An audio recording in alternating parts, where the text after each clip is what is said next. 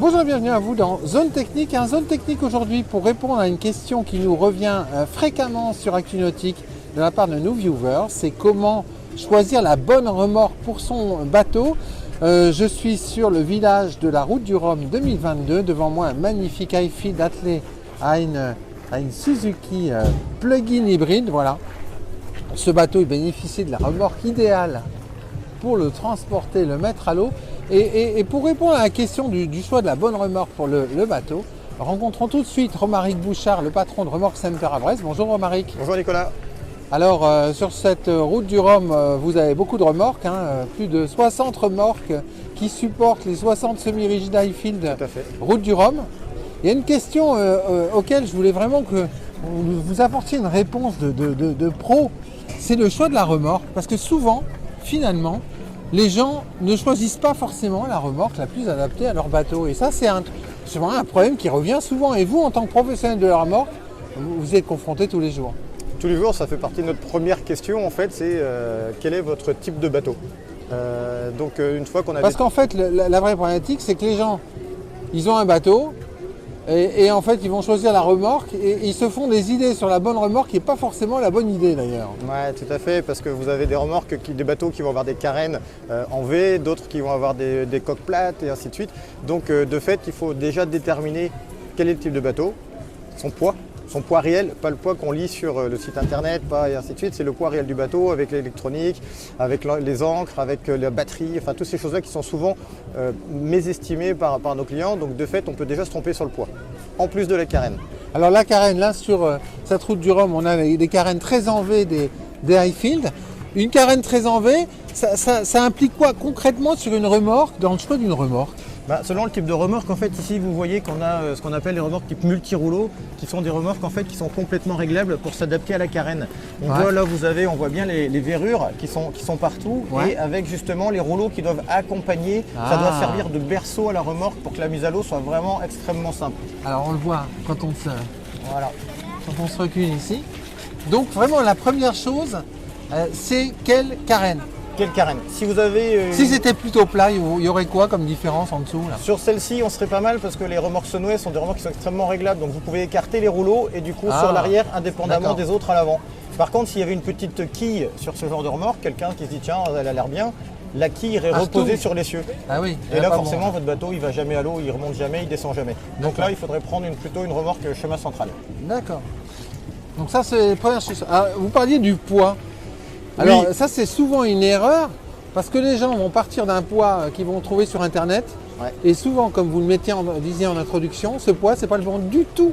Non, c'est pas le bon mot du tout parce qu'en fait, il y a un certain nombre d'éléments qui manquent. Et puis quand vous allez faire votre sortie en famille et ainsi de suite, vous allez mettre des éléments en plus, et vous allez prendre votre pique-nique et vous allez prendre tout ça. Mais ce qui est important, c'est le carburant. Est-ce que je suis en plein de carburant? Est-ce que j'ai 100 litres, 150, 200 litres? Mon chaînage, combien de mètres j'ai? Quel est le poids de mon ancre?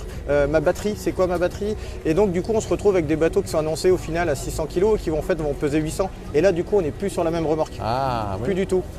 Donc ça veut dire que si vous avez un accident, vous n'êtes pas assuré parce que vous êtes en surcharge par rapport au poids légal.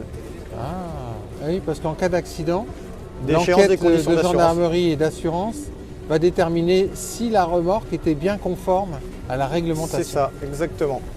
Donc il faut vraiment y faire très attention. Et puis la sécurité, tout simplement, c'est-à-dire que si vous avez quelque chose de trop lourd pour une remorque, vous allez user vos roulements plus vite, vous allez user vos freins plus vite, la voiture devant, elle va subir plus les à-coups. Donc il y a vraiment beaucoup d'éléments qui rentrent en jeu. Et ensuite... Alors donc on a déterminé le type de carène. Ensuite on a déterminé le poids et ensuite c'est quoi l'étape? Une fois qu'on a le poids et la carène, on sait quel type de remorque, quel est le PTAC de la remorque nécessaire. Par exemple, si on a un bateau qui fait 1200 kg, on va aller chercher une remorque qui va avoir un PTAC de 1600 kg, soit le poids de la remorque plus le bateau. Donc la question suivante c'est, ok, super, si j'ai le bon, est-ce que j'ai le permis qui va bien pour tracter? Ah oui? Oui. Parce qu'on peut avoir des mauvaises surprises là. Exactement, parce qu'on a un certain nombre de clients qui nous appellent, on dit ouais c'est bon, super, je la prends. Je dis mais qu'est-ce que vous avez comme permis? J'ai le permis B, je dis suivant le véhicule qui va, et c'est là où c'est un petit peu pénible et technique, c'est de déterminer si la personne a le droit de tracter ou pas ce type de remorque avec son véhicule. Un fourgon par exemple, sans permis, vous aurez le droit de tracter en gros que 750 kg, alors que dans l'absolu ça peut. Mais vous avez ce genre de véhicule par exemple qu'on voit là, qui lui va probablement avoir une homologation pour tracter une tonne 7, une tonne 8. Mais si vous avez une tonne 7, une tonne 8, ça veut dire que là il faudra le permis probablement derrière, parce que on ne va pas rentrer dans la technique, mais la somme des PTAC ne doit pas dépasser 3 tonnes 5. D'accord. Donc vous avez une remorque qui fait une tonne 6, ça veut dire qu'il faudrait que le véhicule ne dépasse pas une tonne 9 de PTAC, ce qui ne sera pas le cas en fait dans ce cas-là. Donc en fait, tout l'élément conseil, il est hyper important et vous êtes un spécialiste de la remorque, alors pas simplement les remorques bateaux, bagagères, les vannes pour les chevaux, etc. Ouais. Donc en fait, l'étape de conseil elle est très importante. C'est quel est votre usage, et ensuite on détermine que ce soit pour un bateau, pour des chevaux, pour ainsi de suite, ce dont on a besoin. Mais la problématique permis est réelle parce que là, nous on ne peut plus vendre de remorque sans que la personne ait son permis de conduire. C'est comme pour les véhicules, c'est pareil et c'est logique parce que si vous n'avez pas votre permis remorque, en tout cas adéquat, c'est suspension de permis. Vous êtes en train de conduire un véhicule sans permis, comme si vous conduisiez votre voiture sans permis. Énorme. Donc pareil, assurance et tout ça, ça marche plus, s'il y a un souci, donc il faut être extrêmement vigilant. Et parfois, il y a des permis intermédiaires qui permettent d'aller chercher justement, sans examen de code et ainsi de suite, 750 kg supplémentaires de charge avec le permis B96. Donc il y a plein d'éléments qui font que c'est pas si simple effectivement de choisir une remorque et que je comprends que nos clients ils sont un peu perdus quand ils pensent avoir trouvé, c'est pas toujours le cas. Merci beaucoup Romaric. Merci Nicolas.